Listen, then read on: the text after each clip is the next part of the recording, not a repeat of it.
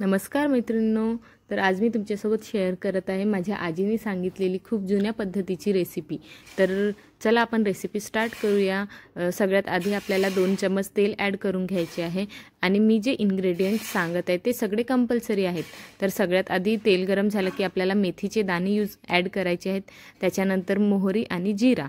तर मी सांगत आहे ही आहे आपल्या विदर्भातली एकदम स्पेशल भाजी, अंबाडीची भाजी। ही भाजी म्हणजे असं आहे की जर शेजारच्या काकूंनी बनवली तर त्या शेजारच्या काकू किंवा तुमच्या आईने बनवली तर तुमची आई ते आजूबाजूला देतात।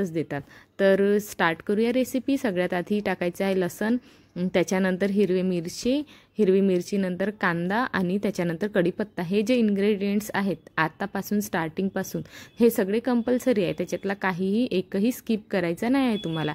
तर मी अंबाडीची भाजीला धुवून घेतले होते आणि धुवून घेऊन आपल्याला कुकरच्या शिट्ट्या काढायचे आहेत फुल पॉवरमध्ये 4।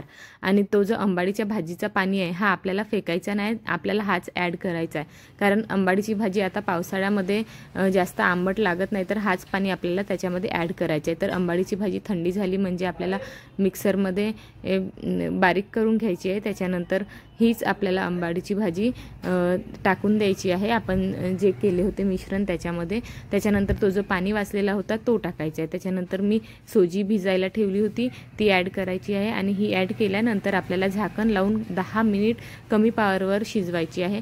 त्याच्यानंतर बघा आपली रेसिपी झाली आहे। तर तुम्ही पण बनवून बघा आणि सांगा तुमची रेसिपी कशी झाली होती। थँक्यू।